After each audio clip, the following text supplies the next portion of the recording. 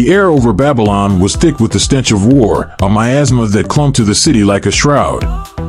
The sky, once a deep azure, was now choked with smoke, turning the sun into a distant, blood-red orb. The once mighty city, with its towering walls and majestic temples, stood defiant but beleaguered, its defenses strained by the relentless assault of the Persian Empire.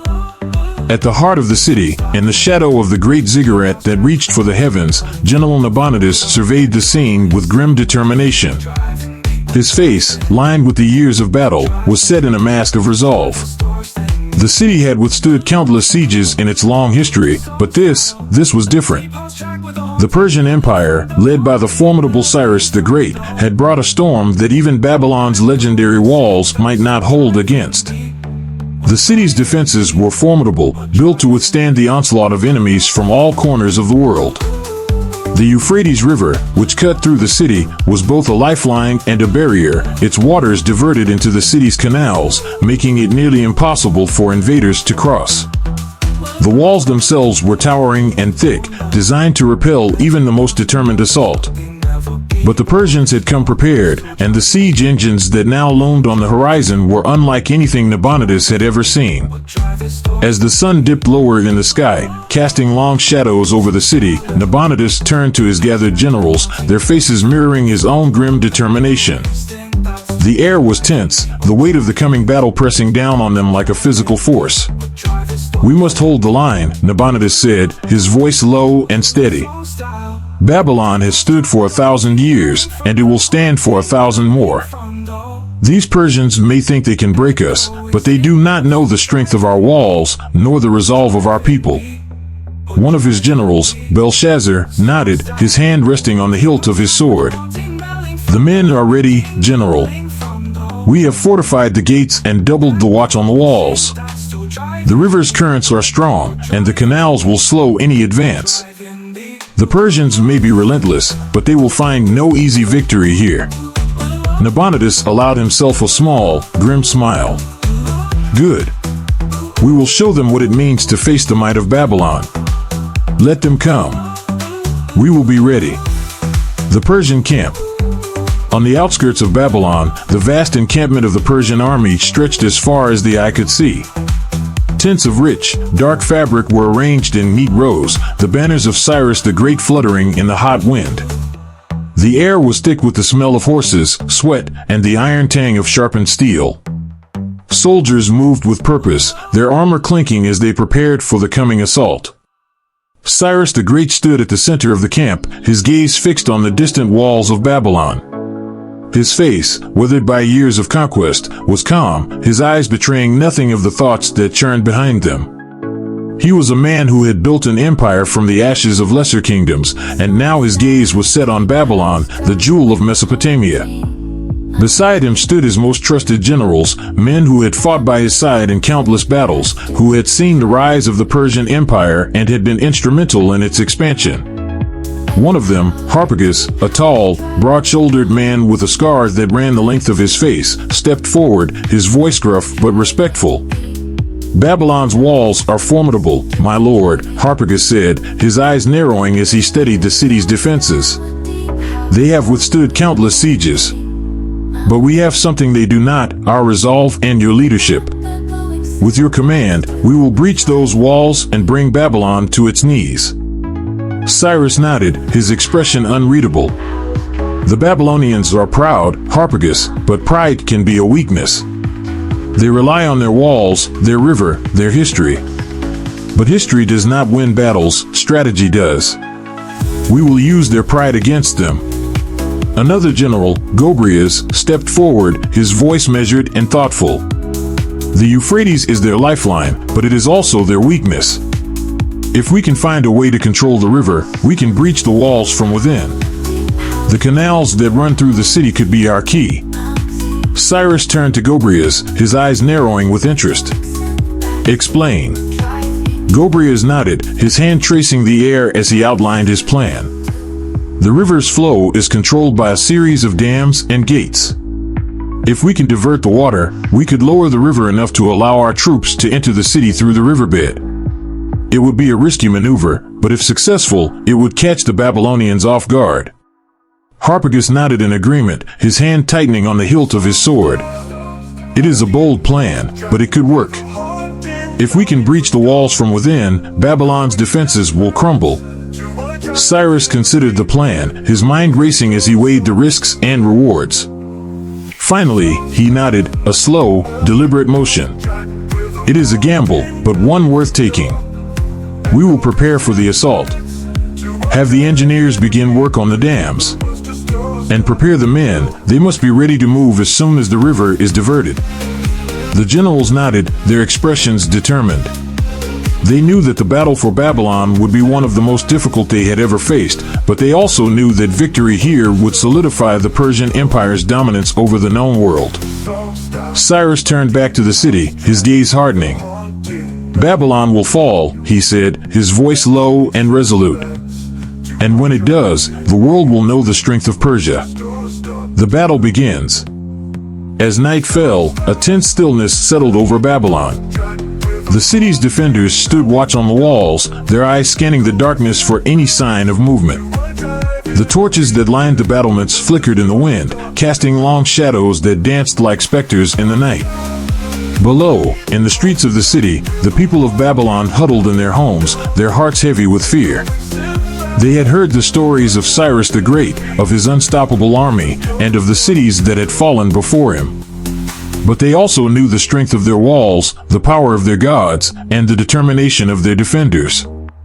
In the great hall of the palace, General Nabonidus stood before a map of the city, his generals gathered around him. The room was dimly lit, the flickering light of the oil lamps casting shadows across their faces. The Persians are patient, Nabonidus said, his voice a low rumble. They know they cannot breach our walls with brute force, so they will try to outthink us. We must be vigilant, watch for any sign of weakness in our defenses. They will look for any opportunity to exploit. Belshazzar, standing at Nabonidus' side, nodded. We have doubled the watch on the walls, General. The men are ready. But the river, it worries me. The Persians have engineers, skilled men who could try to manipulate the flow.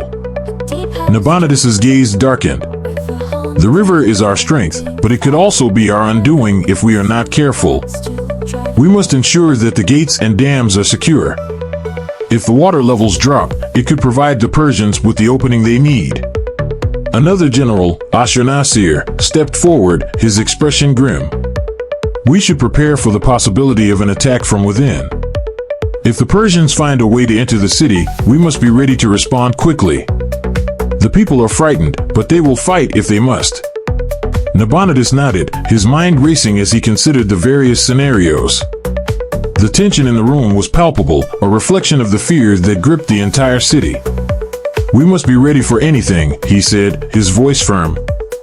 Babylon has stood for 1,000 years, and it will not fall easily. But we must be prepared to defend it with everything we have. As the night wore on, the tension in the city grew. The defenders on the walls kept their eyes fixed on the horizon, watching for any sign of movement from the Persian camp. The people of Babylon huddled together in their homes, praying to their gods for protection. And then, in the darkness before dawn, the attack came. The assault. The first sign of the Persian assault was a low rumble that echoed through the night, a sound that sent a shiver down the spines of the Babylonian defenders. The ground trembled beneath their feet, and then, suddenly, the Euphrates River began to recede. Panic spread through the ranks of the defenders as the water levels dropped, exposing the riverbed beneath the city's walls. The Persians had succeeded in diverting the river, lowering it enough to allow their troops to advance through the canals and into the heart of the city. Nabonidus, alerted by the sudden commotion, rushed to the walls, his heart pounding in his chest. He looked out over the city and saw the dark figures of Persian soldiers moving through the riverbed, their forms barely visible in the dim light of dawn. To arms! Nabonidus shouted, his voice ringing out across the walls. The Persians are in the city. Drive them back! The defenders sprang into action, their swords drawn, their shields raised. They rushed to the gates, where the Persians were beginning to emerge from the canals, their weapons gleaming in the early morning light. The battle that followed was fierce and chaotic. The Babylonians fought with a desperate intensity, their swords clashing with the steel of the Persian invaders. The streets of the city, once filled with the sounds of everyday life, were now a cacophony of battle cries, the clash of metal on metal, and the screams of the dying. Nabonidus fought at the front, his sword a blur as he cut down the advancing Persians. His generals, Belshazzar and Ashurnasir among them, fought by his side, their faces grim with determination. They knew that this battle would determine the fate of Babylon, and they would not let their city fall without a fight. But the Persians were relentless. Cyrus the Great had chosen his men well, and they fought with a discipline and ferocity that matched the Babylonians' desperation. Wave after wave of Persian soldiers poured into the city, overwhelming the defenders with their sheer numbers. In the midst of the chaos, Nabonidus caught sight of Cyrus himself, the Persian king leading his men into battle. Cyrus was a towering figure, his armor gleaming in the dawn light, his sword cutting through the Babylonian ranks with deadly precision. He fought with the confidence of a man who knew he would win, who had already seen the outcome of the battle in his mind. Nabonidus pushed through the throng of soldiers, his eyes locked on Cyrus. He knew that if he could strike down the Persian king, it might turn the tide of the battle. But as he closed the distance, he was intercepted by Harpagus, the scarred Persian general who had stood by Cyrus's side since the beginning of the siege. Harpagus was a formidable opponent, his movements swift and calculated. He blocked Nabonidus' strike with ease, countering with a blow that sent the Babylonian general stumbling back. They fought fiercely, their swords clashing in a dance of death, neither willing to give ground. But Harpagus was the better swordsman. With a quick, brutal strike, he disarmed Nabonidus, sending his sword clattering to the ground. Nabonidus stared at the Persian general, his breath coming in ragged gasps, knowing that his time was up. But before Harpagus could deliver the killing blow, a shout rang out from behind him. Belshazzar, seeing his general in danger, charged at Harpagus, his sword raised high. Harpagus turned just in time to block the strike, but the force of the blow sent him reeling. Nabonidus seized the opportunity, grabbing his fallen sword and lunging at Harpagus. The Persian general barely had time to react before Nabonidus' blade found its mark, slicing through his armor and plunging into his chest. Harpagus staggered back, his eyes wide with shock. Blood bubbled from his lips as he tried to speak, but no words came. With a final, rasping breath, he fell to the ground, his lifeless eyes staring up at the sky. Nabonidus wasted no time, turning to face Cyrus once more. But the Persian king was already surrounded by his men, his presence a rallying point for the invading soldiers. The Babylonians were being pushed back, their defenses crumbling under the relentless assault. Realizing that the battle was lost, Nabonidus called for a retreat. "Fall back," he shouted, his voice hoarse with exhaustion. "Fall back to the inner city. We must regroup." The Babylonian defenders began to retreat, fighting desperately to hold the Persians at bay as they withdrew toward the heart of the city. The streets were choked with bodies, the ground slick with blood, and the air filled with the acrid stench of smoke and death. Nabonidus and his generals managed to reach the inner city, where they hastily regrouped with the remaining defenders. But the situation was dire. The Persians had breached the outer defenses, and it was only a matter of time before they broke through to the palace. As Nabonidus stood among his men, his sword still dripping with the blood of his enemies, he knew that Babylon was on the brink of falling. But he also knew that they could not give up.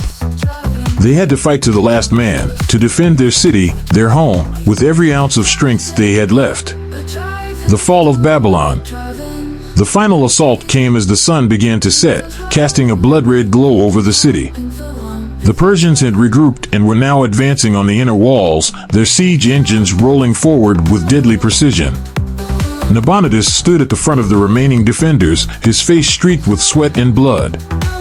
He could see the determination in the eyes of his men, but he could also see the exhaustion, the fear.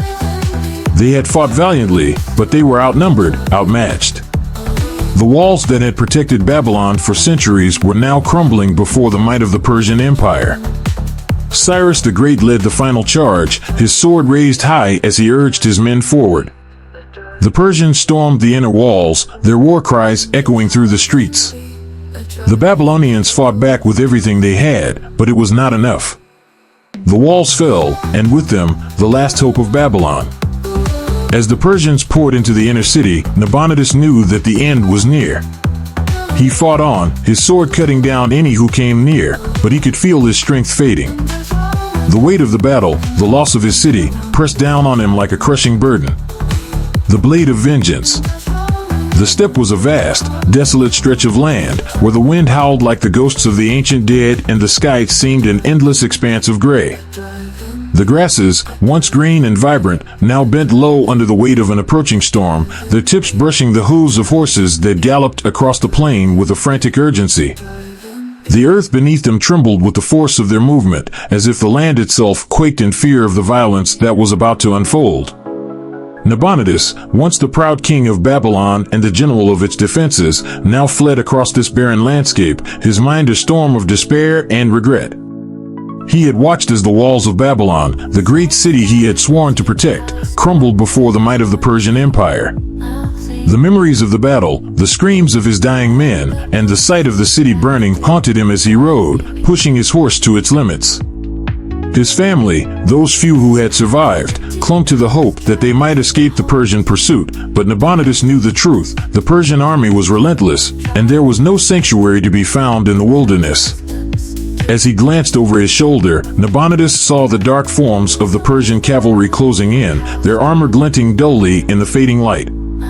His heart sank as he realized that they were almost upon him. The speed of the Persian advance left him no time to think, only to act. His grip tightened on the reins, and he urged his horse to go faster, though the animal was already exhausted. Nabonidus looked up to the sky, seeking solace from the gods, but the heavens were silent, indifferent to the suffering below. He knew that this might be the end, that his life, his reign, and the legacy of Babylon would be snuffed out in this remote corner of the world, far from the walls that had once protected him.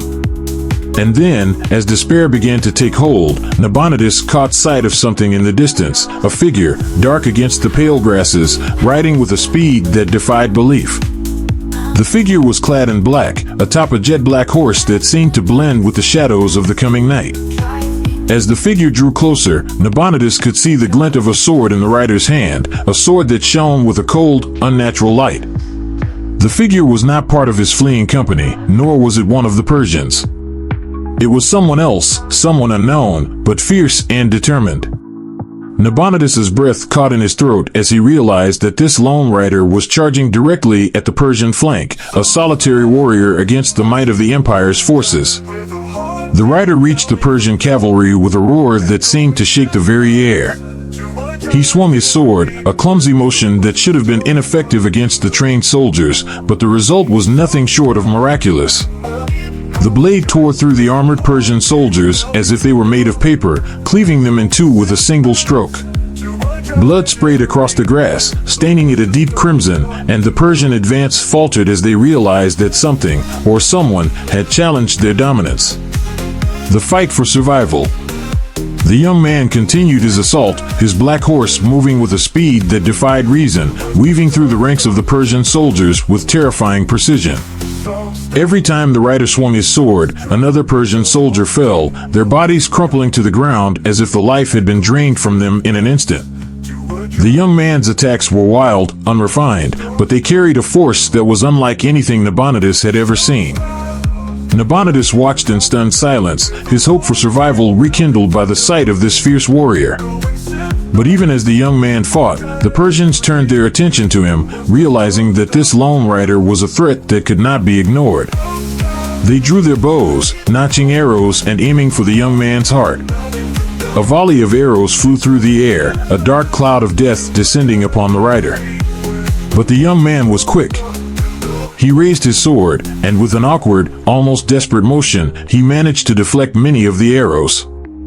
The sound of steel meeting wood and iron rang out, a harsh, discordant music in the midst of battle. Yet, despite his efforts, the young man could not block them all. Several arrows found their mark, piercing his flesh, and blood began to flow from his wounds, staining his dark clothes a deeper shade of red. Still, the young man did not falter.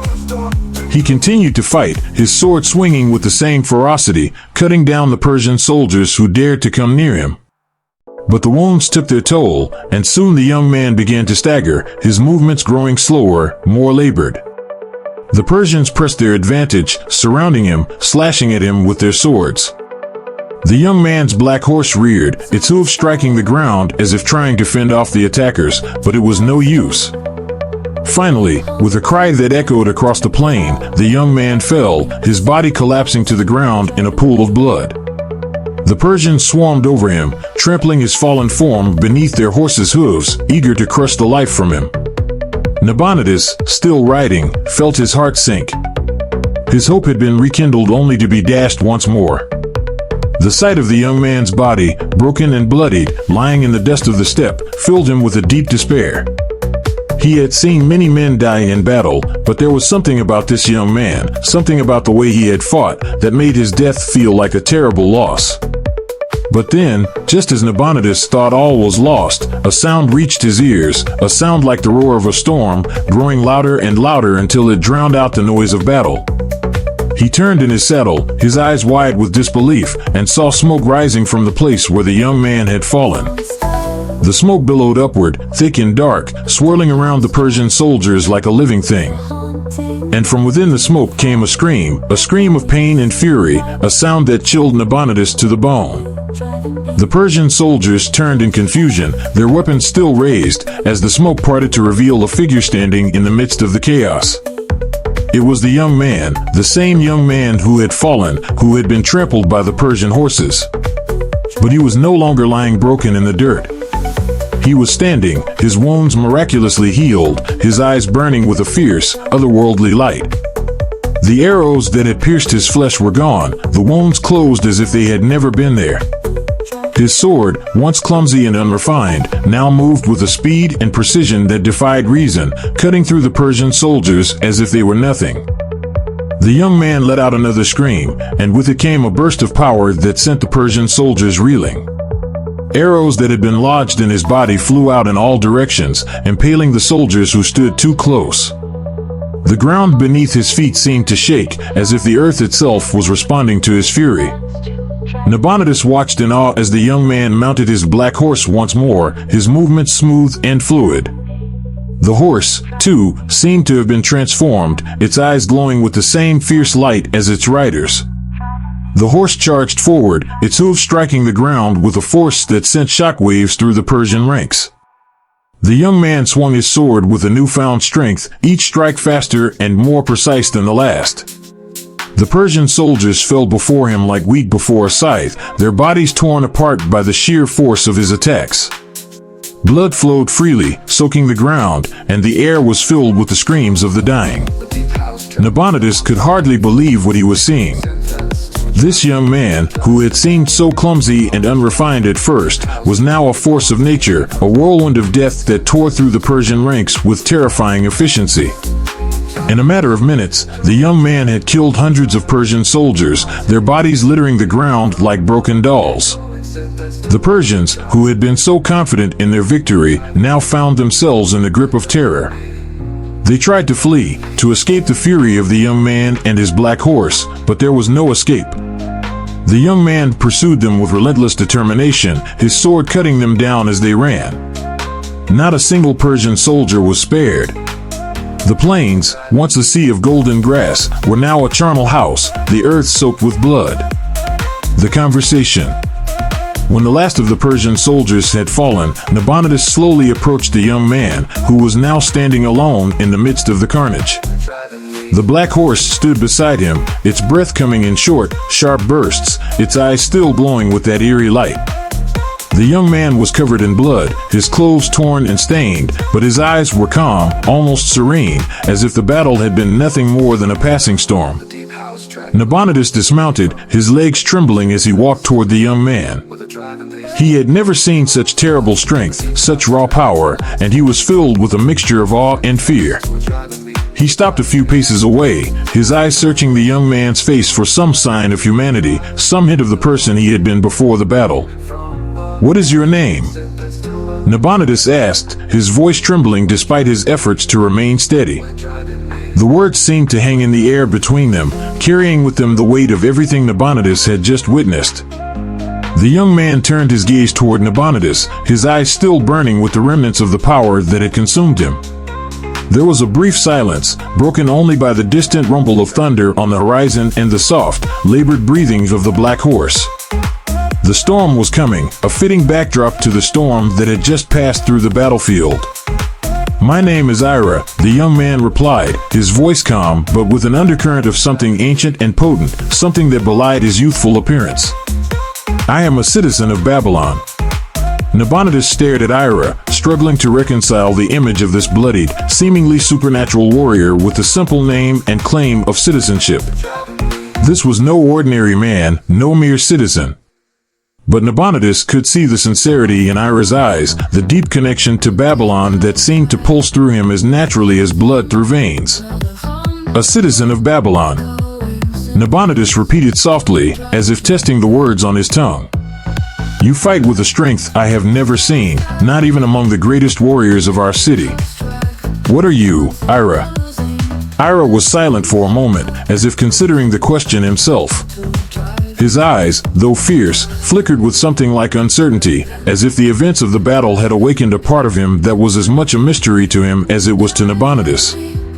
"I am what Babylon made me," Ira finally said, his voice heavy with the weight of untold history. "I was forged in the flames of its fall, in the ice of its despair. I do not know what I am, only that I am here now, and I will not let our people fall to the Persians without a fight." Nabonidus felt a strange mixture of emotion stir within him, relief, hope, but also a profound unease. There was something about Ira that felt unnatural, almost otherworldly. The way he had risen from the dead, the way he had slaughtered the Persians with such ruthless efficiency, it was as though he were more force than man. But Nabonidus was in no position to question a miracle, especially when that miracle had saved him from certain death.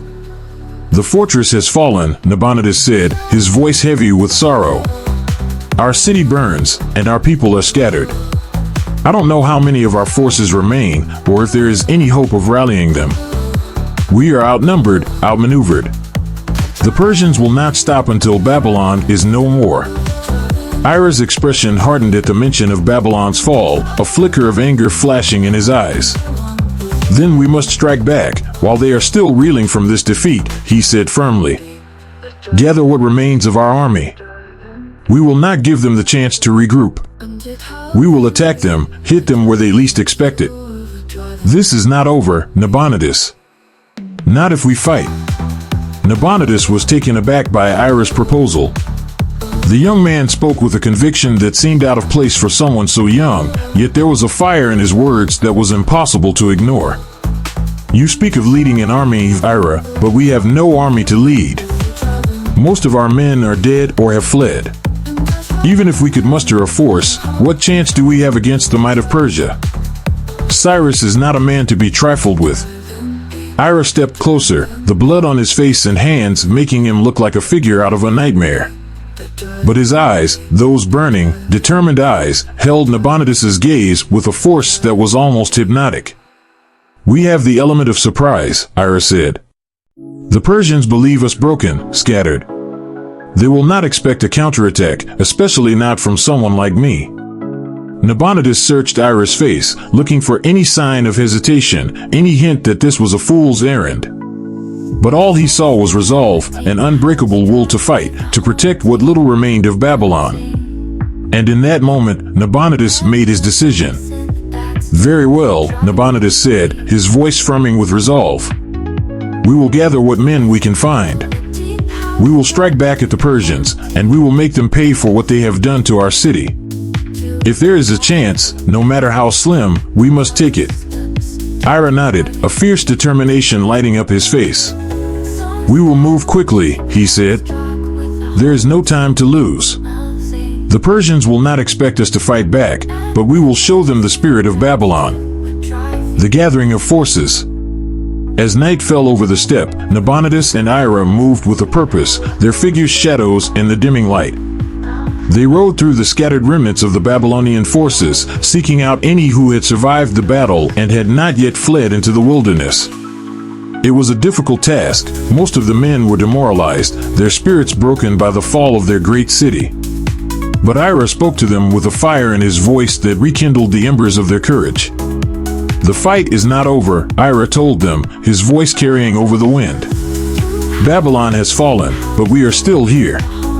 We are the last defenders of our city, the last hope for our people. Will you flee into the darkness and let the Persians take everything, or will you stand with me and fight?" The men listened, their eyes drawn to the bloodied figure before them, the sword in his hand still stained with the blood of the Persians. There was something about Ira that drew them in, something that made them believe, even in the face of overwhelming odds.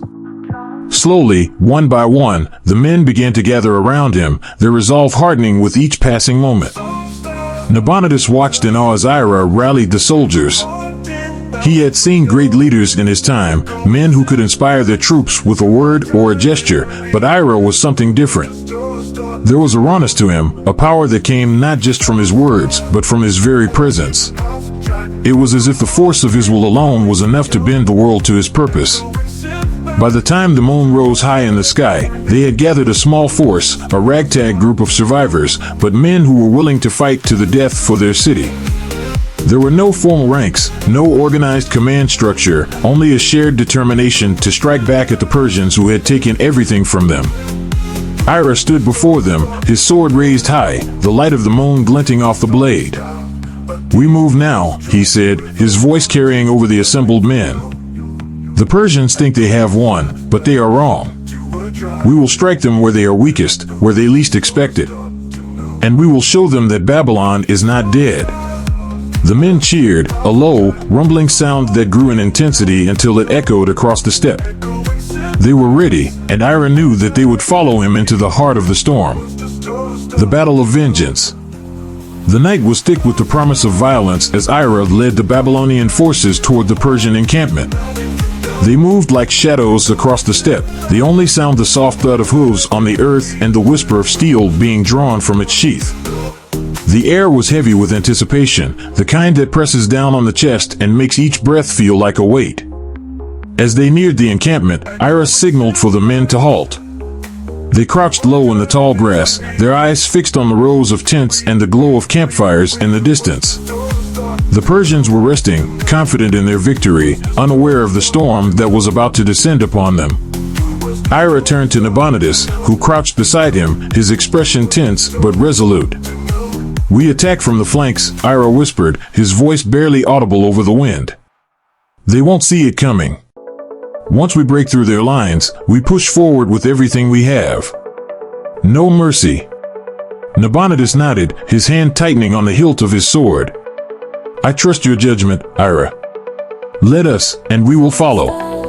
Ira gave a short nod, his eyes fixed on the camp ahead.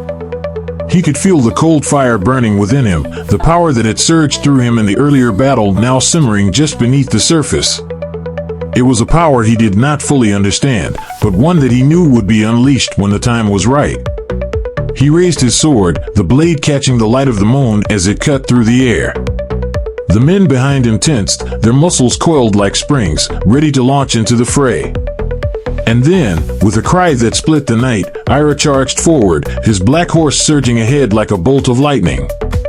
The Babylonian forces followed, their voices rising in a fierce battle cry that echoed across the plains. The Persian camp erupted into chaos as the Babylonian soldiers descended upon them. Ira was at the forefront, his sword a blur as it cut through the Persian ranks with a terrifying precision. The soldiers, caught off guard, scrambled to defend themselves, but they were no match for the fury of the Babylonian assault. The cold flame of vengeance. The moon hung low in the sky, its light a pale, silvery glow that cast long shadows across the steppe. The Persian encampment, once a sea of tents and flickering campfires, now lay in disarray, a landscape of chaos and bloodshed. The night air, already chilled by the autumn wind, grew colder still as Ira advanced into the heart of the enemy's camp, his sword gleaming with an unnatural frost.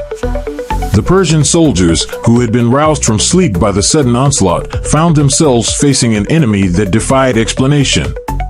Ira moved among them like a phantom, his jet-black horse a blur of shadow and speed. The sword in his hand emanated a cold that seemed to seep into the very marrow of the men who dared to face him. It was a cold not of this world, a chill that cut deeper than any blade, freezing the blood in their veins, turning their breath to mist even as their lifeblood spilled onto the frozen earth. Ira's movements were a dance of death, each swing of his sword slicing through armor, flesh, and bone with a precision that belied the seeming clumsiness of his strikes. The Persian soldiers fell before him, their cries of pain cut short by the cold that consumed them. It was as if the sword itself hungered for their lives, feeding on their fear, drawing strength from their terror. The coldness that emanated from Ira's blade was not just a physical sensation, it was a palpable force, a darkness that chilled the very soul. The Persian army, though vast and well-trained, faltered in the face of this unexpected assault. They were 100 times larger than the small force that Ira led, but numbers meant nothing against the force that Ira had become. The cold spread through the camp like a plague, sapping the strength of the soldiers, turning their weapons into useless lumps of ice, their limbs stiff and unresponsive. The very air around Ira seemed to crackle with frost, the ground beneath his horse's hooves freezing solid as he rode. Cyrus the Great, the formidable leader of the Persian Empire, stood at the edge of the battle, his eyes narrowing as he watched the carnage unfold. He had faced many foes in his time, conquered many lands, but never had he seen anything like this. The man before him, this Ira, was not just a warrior, he was something else entirely, something beyond the understanding of mortal men. There was a power in him, a cold fire that defied the natural order, that turned the very forces of life and death against those who opposed him. Cyrus's generals, men who had fought by his side in countless battles, now looked to him for guidance, their expressions a mix of fear and uncertainty. Mazars, the scarred general who had survived so many campaigns, shook his head in disbelief. "This is no ordinary foe, my lord," he said, his voice tinged with something approaching dread. "He fights with a power that I cannot explain. It is as if winter itself fights at his side." Cyrus nodded slowly, his gaze never leaving Ira as he cut through his soldiers like a reaper in the fields. "He is more than a man," Cyrus said, his voice low, measured. "But even so, he can be defeated. We must not lose our resolve." But as the battle raged on, it became clear that resolve alone would not be enough. The Persian soldiers, despite their numbers and their training, were falling one by one, their bodies littering the ground. The cold that Ira brought with him was relentless, merciless, freezing the blood in their veins, turning their breath to mist. It was a cold that could not be fought, could not be reasoned with, a cold that consumed all in its path. The icy heart of the storm. As Ira rode deeper into the Persian ranks, the cold around him intensified. The sword seemed to pulse with a life of its own, each swing releasing a wave of frost that swept through the enemy like a deadly tide. The sword's blade was a thing of terrible beauty, its edge gleaming with an icy blue light that reflected the fear in the eyes of those who dared to meet it. The frost that clung to the blade grew thicker with each strike, until it seemed as if the sword itself was made of pure, unyielding ice. The Persian soldiers who faced Ira found themselves gripped by a terror unlike anything they had ever known. The cold that emanated from the sword was not just physical, it was a chill that reached deep into their hearts, freezing their courage, turning their resolve to brittle shards. They could feel the life draining from them, their strength sapped by the relentless cold, their very souls shivering as they faced the dark figure on the black horse. Ira's face was set in a mask of determination, his eyes burning with a fierce, unearthly light.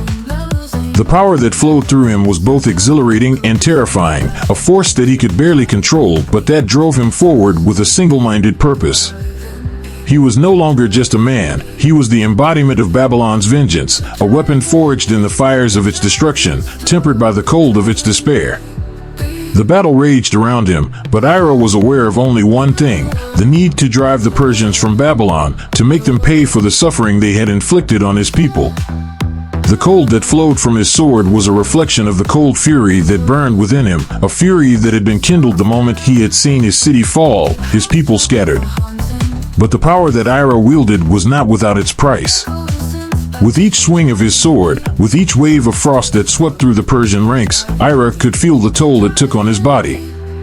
The cold that radiated from sword seeped into his very bones, chilling him from the inside out. His breath came in ragged gasps, each exhalation a plume of mist that hung in the air like a ghost. The power that had saved him from death was also slowly consuming him, freezing him from within even as it destroyed his enemies. Yet Ira fought on, driven by a force greater than himself. The pain, the cold, the exhaustion, all of it was secondary to the need to protect what remained of Babylon. He could not, would not, stop until the Persian army was broken, until the city was safe once more. The turning of the tide. Cyrus the Great watched in grim silence as his army was decimated by the relentless assault. His generals, once confident in their victory, now stood in shocked disbelief as they witnessed the devastation wrought by a single man. The cold that emanated from Ira's sword had spread through the camp like a disease, turning the ground to ice, freezing the bodies of the fallen in grotesque, twisted shapes. Mazars, ever the strategist, approached Cyrus, his expression one of deep concern. "My lord," he said, his voice low, urgent. "We must consider a retreat. This battle, we cannot win it. Not against him." Cyrus turned to Mazars, his eyes narrowing. The thought of retreat was anathema to him, a stain on his honor as a conqueror. But as he looked out over the battlefield, at the shattered remains of his once mighty army, he knew that Mazars was right. The Persian Empire had never faced an enemy like this before, and to continue the fight would be to throw away the lives of his men needlessly. "Order the retreat," Cyrus said, his voice tight with the effort of the decision. "We will fall back and regroup. Babylon is not worth the annihilation of our forces." Mazars nodded, though there was no triumph in his eyes, only the grim satisfaction of a decision made for survival rather than glory. He turned and began barking orders to the remaining officers, who quickly relayed the command to their troops. The Persian soldiers, already demoralized and broken by the cold, began to withdraw, their movements sluggish and uncoordinated as they tried to escape the battlefield. But Ira was not finished. Seeing the Persians beginning to retreat, Ira spurred his black horse forward, cutting through the fleeing soldiers with a renewed fury. The sword flashed in the dim light, each strike accompanied by a burst of frost that left the ground behind him a frozen wasteland. He pursued the Persians with a relentless determination, cutting them down as they ran, showing no mercy to those who had invaded his homeland. The retreat quickly turned into a rout as the Persian soldiers, once disciplined and unyielding, fled in terror from the force that Ira had become. The cold was everywhere, clinging to their skin, freezing their breath in their throats. They could feel the life being drained from them, their strength sapped by the icy wind that followed Ira wherever he went. Cyrus watched in disbelief as his army disintegrated before his eyes. The retreat had turned into a disaster, his soldiers falling like leaves in a winter storm. He knew that to stay any longer would be to risk his own life, and with a heavy heart, he turned his horse away from the battlefield, leading the remnants of his forces away from Babylon. The victory of Frost. As the last of the Persian soldiers fled into the night, the battlefield fell silent. The air was thick with the scent of blood and the bitter cold of Ira's power. The ground was littered with the bodies of the fallen, frozen in their final moments of terror, their eyes wide and unseeing. The fires that had once burned brightly in the Persian camp were now smoldering embers, their light swallowed by the encroaching frost. Ira stood at the center of it all, his breath coming in ragged gasps, the sword still clenched in his hand. The power that had driven him through the battle was now ebbing, leaving behind a deep, bone-chilling cold that seeped into every part of his being. His vision blurred, his strength fading as the exhaustion of the fight finally caught up with him. Nabonidus, who had watched the final stages of the battle from a distance, now approached Ira, his steps cautious as he took in the devastation around him. The cold that lingered in the air made every breath a struggle, and he could feel the frost biting at his skin as he neared the young warrior. "Ira," Nabonidus began, his voice trembling with a mix of awe and fear. You have done what no other could. You have driven the Persians from our land. You have saved Babylon." Ira looked up, his eyes dull with exhaustion. The fire that had burned so brightly in them during the battle was now dim, replaced by a weariness that seemed to seep into his very soul. "It is not over," he said quietly, his voice barely more than a whisper. "The Persians will return. They always return." Nabonidus nodded, though the truth of Ira's words weighed heavily on his heart. "Then we will be ready," he said, placing a hand on Ira's shoulder. "With you to lead us, Babylon will stand strong against any who would seek to destroy it." Ira shook his head slowly, the weight of the sword in his hand now too much to bear. He let it drop to the ground, the blade sinking into the frozen earth with a dull thud. "I am no leader," he said, his voice filled with a sadness that seemed to come from some deep, hidden place within him. "I am a weapon, nothing more. A weapon forged in the fires of war and tempered by the cold of death." Nabonidus frowned, his grip tightening on Ira's shoulder. "You are more than that, Ira. You are a symbol of hope, a beacon of strength for our people. They will look to you now, as I do, to guide us through the darkness that still threatens our city." Ira's gaze drifted to the horizon, where the first light of dawn was beginning to break through the clouds. The night was over, but the cold remained, a reminder of the power he had unleashed and the cost it had exacted. He could feel the frost still clinging to him, a chill that would not leave, a cold that had become a part of him. "I will lead, if that is what is needed," Ira finally said, his voice heavy with resignation. "But do not expect warmth from me, Nabonidus. I am what I am, fire and ice, life and death. I can offer you victory, but not mercy." Nabonidus nodded slowly, understanding the burden that Ira carried. "That is enough," he said. "For now, that is enough." The aftermath. The victory over the Persians was celebrated throughout Babylon, though the city that had once been a beacon of civilization now lay in ruins. The people, weary from the constant threat of invasion, looked to Ira as their new leader, their protector. His victory had been nothing short of miraculous, and they hailed him as a hero, a savior sent by the gods to defend their city. But Ira did not feel like a hero. He moved through the streets of Babylon, his presence a cold shadow that fell over the celebrations. The people who cheered his name did not see the toll the battle had taken on him, the frost that clung to his soul, the emptiness that gnawed at him from within. He had become something more than human, but in doing so, he had lost a part of himself that he could never reclaim. Nabonidus, true to his word, appointed Ira as the general of Babylon's defenses, placing him in charge of rebuilding the city's fortifications and preparing for the inevitable return of the Persian forces. Ira accepted the role without complaint, throwing himself into the task with a single-minded determination that left little room for anything else. Under Ira's command, the walls of Babylon were rebuilt, stronger and taller than before. The defenses were reinforced, the soldiers trained to fight with the same cold precision that Ira had displayed on the battlefield. The people of Babylon, though still reeling from the destruction of their city, began to feel a renewed sense of hope, a belief that they could withstand whatever trials lay ahead. But even as he led them, Ira remained distant, a figure of ice and shadow. The power that had saved him, that had given him the strength to drive the Persians from Babylon, now felt like a curse, a cold fire that burned within him, consuming all that he once was. He could feel the frost spreading, creeping into the corners of his mind, freezing the memories of his past, the warmth of his humanity.